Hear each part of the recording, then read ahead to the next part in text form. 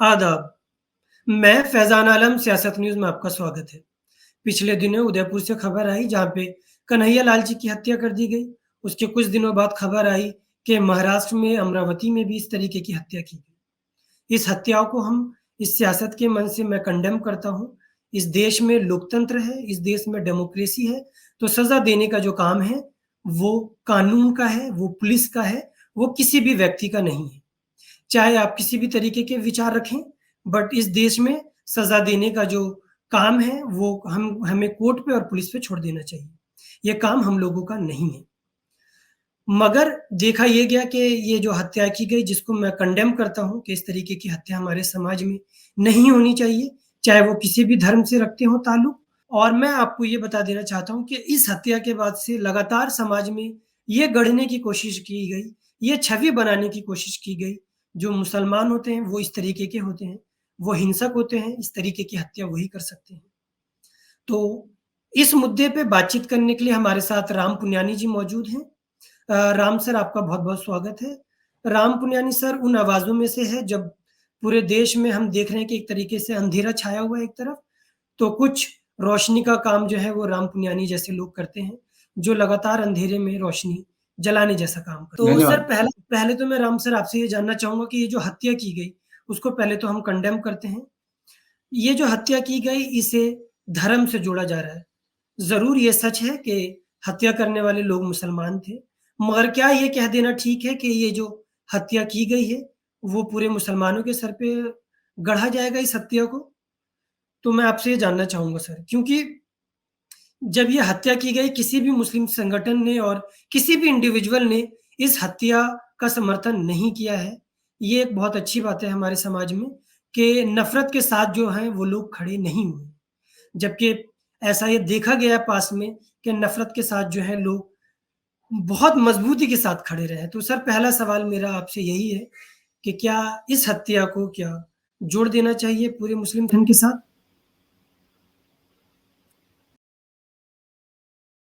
आपके सवाल में भी जवाब है कि ये पूरे धर्म का प्रतिनिधित्व नहीं करते और जैसे ये अमरावती की घटना हो या उदयपुर की घटना हो, इसको देश के ज़्यादातर मुस्लिम संगठनों ने, सेक्युलर संगठनों ने, लिबरल लोगों ने इसकी पूरी-पूरी आलोचना की है। तो जहाँ तक मुस्लिम कम्युनिटी का सवाल है, ये 2 घटनाओं को मुस्लिम कम्युनिटी से जोड़ना, इस्लाम से जोड़ना ये गलत होगा और ये हम देख चुके हैं कि अगर इस्लाम के बारे में भी देखें तो इस्लाम भी कहता है, कुरान सूरा 5 आयत 32 बताती है कि एक भी बेगुनाह व्यक्ति को मारना पूरी इंसानियत को मारने के समान है। तो निश्चित रूप से ये कोई बात इस्लाम से मेल नहीं खाती। ये बात मुसलमानों से मेल नहीं खाती क्योंकि ज़्यादातर मुसलमानों ने इस घटना का विरोध किया है। वो धार्मिक संस्थान हों या लॉ बोर्ड हों या दूसरे हों, सब इस घटना के खिलाफ खड़े हैं। तो मैं यहाँ ये याद दिला दूँ कि इसी प्रकार से पहले घटनाएँ हुई थी, जिसमें शंभूलाल रेगर ने अफराजुल को इसी प्रकार से एक बहुत जालिम तरीके से उसको मारा था। एग्ज़ैक्टली। हाँ जी सर। वो भी कोई हिंदुओं से जोड़ने की कोई ज़रूरत नहीं है। वो एक था जो मज़हब के नाम पे सियासत में विश्वास रखते हैं, वैसे लोग ही ये बात करते हैं। उसको पूरी कम्युनिटी से, पूरे उसी धर्म से जोड़ना गलत है। जैसे शंभूलाल रेगर ने जो किया उसकी भी निंदा की गई थी और अभी जो हो रहा है उसकी भी हम निंदा कर रहे हैं और ये लोगों में भ्रम नहीं होना चाहिए कि पूरे मुसलमानों के प्रतिनिधि के रूप में इनको मारा गया है या इस प्रकार की घटना हुई है। तो उसको मद्देनज़र रखकर हमने अपने विचार बनाना चाहिए।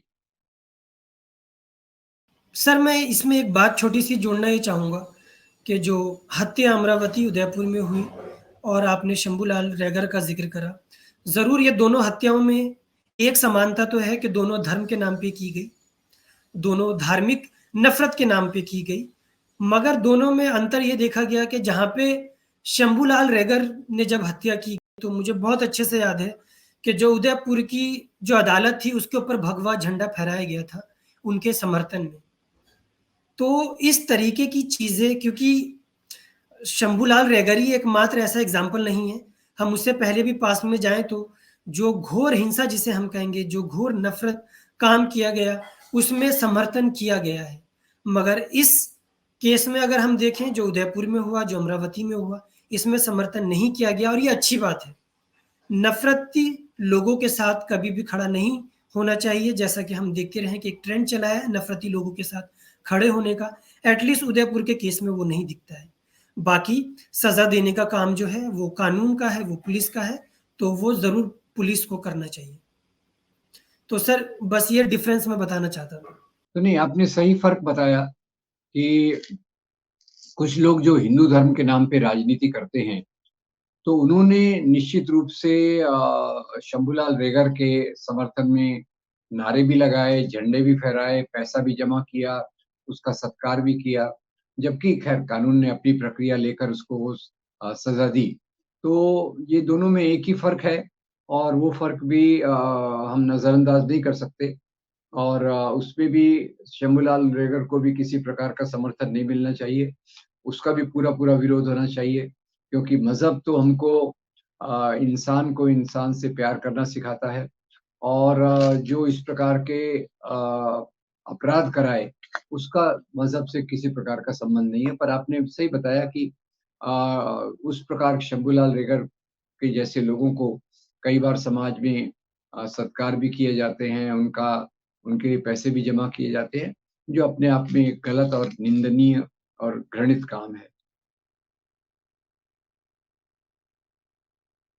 सर अभी नुपुर शर्मा के केस में अभी सुप्रीम कोर्ट ने जो अभी एक टिप्पणी करी थी, काफ़ी तल्ख़ टिप्पणी थी जिसमें जस्टिस पारदीवाला जो हैं उन्होंने ये कहा कि जो नुपुर शर्मा का केस था वो ये चाहती थी कि क्योंकि उनके खिलाफ अलग-अलग जगहों पे वो एफआईआर थी, तो वो क्लब करके वो दिल्ली में वो केस लड़वाना चाह रही थी, लड़ना चाह रही थी। तो कोर्ट ने उसमें सख्त टिप्पणी करी और ये कहा कि ये सारी जो अभी नफ़रत है, उसके कहीं न कहीं जो ज़िम्मेदार हैं वो नुपुर शर्मा हैं। तो क्या आपको ऐसा लगता है कि अगर वो टिप्पणी अगर ना दी गई होती या उसके उनके खिलाफ अभी एक्शन हुआ होता, क्योंकि अभी तक उनके खिलाफ एक्शन नहीं हुआ है, अभी तक वो गिरफ्तार नहीं हुई हैं, तो इस तरीके की हत्याएँ रुकती? मतलब अ, मुझे ऐसा लगता है मुझे लगता है कि अगर नुपुर शर्मा को गिरफ्तार किया जाता और उसपे एफआईआर तो दायर की गई है। उस वो अपनी टिप्पणी को डिफेंड कर रही हैं, क डिफेंड तो नहीं कर रही। उन्होंने भी माफ़ी तो माँगी है बताने के लिए। पर अगर पुलिस शायद उनको अरेस्ट कर लेती तो उनके खिलाफ जो केस बनता है उसको कानूनी प्रक्रिया से ले जाती।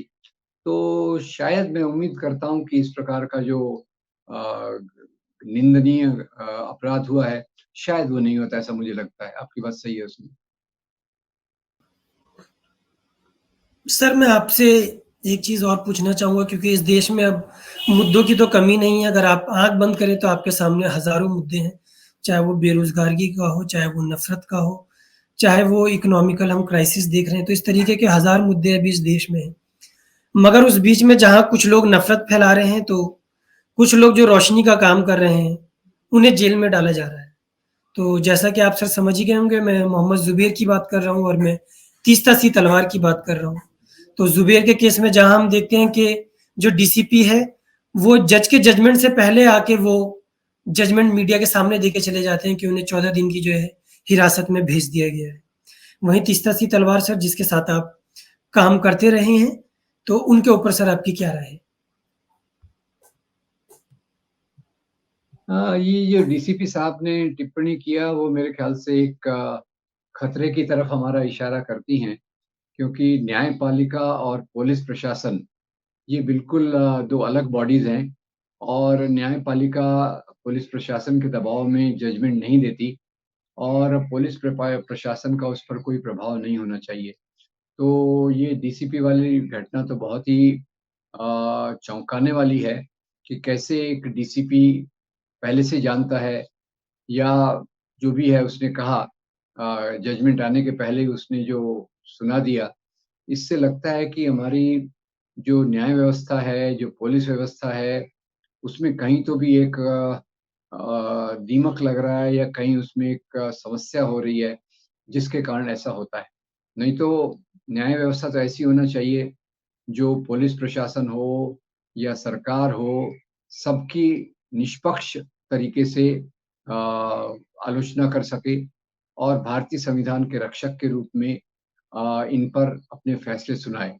पर अगर भारतीय संविधान के मूल्यों के हिसाब से चलें, तो ये जो डीसीपी साहब ने पहले से ही बता दिया, इससे लगता है कि हमारी न्याय व्यवस्था में काफ़ी सुधार लाने की ज़रूरत है और तीस्ता खुद एक उम्मीद की बहुत बड़ी किरण है। अगर देखा जाए तो मानव अधिकारों का कार्यकर्ताओं में तीस्ता खुद एक उम्मीद की बहुत बड़ी किरण है, तो उनके इस अरेस्ट से हार मानने का तो सवाल ही नहीं पैदा होता। निश्चित रूप से तीस्ता को जो गलत तरीके से रखा गया है, उसके विरोध में और ऐसे शक्तिशाली आंदोलन खड़े होंगे, शक्तिशाली आवाज़ें उठेंगी, जो न्याय की बात करती रहेंगी, जो तीस्ता के रास्ते पे चलकर उसी रास्ते को और मज़बूत करेंगी, ऐसी मैं उम्मीद करता हूँ। क्योंकि हमारे मानव अधिकार कार्यकर्ताओं में भी जितनी बहादुरी से तीस्ता ने काम किया है उसको सब लोग जानते हैं, सब लोग उसकी सराहना करते हैं। तीस्ता खुद एक सबके लिए प्रेरणा का एक बहुत बड़ा स्रोत है। तो मुझे लगता है कि उनकी इससे निराशा तो हुई है, पर हार मानने की ज़रूरत नहीं है और ज़्यादा ईमानदारी से, ज़्यादा निष्पक्षता से, संविधान के आधार पे कानून के तरीके से अपनी बात को सामने रखने का अपनी इस बात को सामने रखने का हम में साहस होना चाहिए और उस रास्ते पर हमें चलना चाहिए। सियासत के साथ जुड़ने के लिए सर आपका बहुत-बहुत शुक्रिया। इसी तरीके की न्यूज़ के लिए आप जुड़े रहें सियासत के साथ। मैं फैज़ान आलम, शुक्रिया।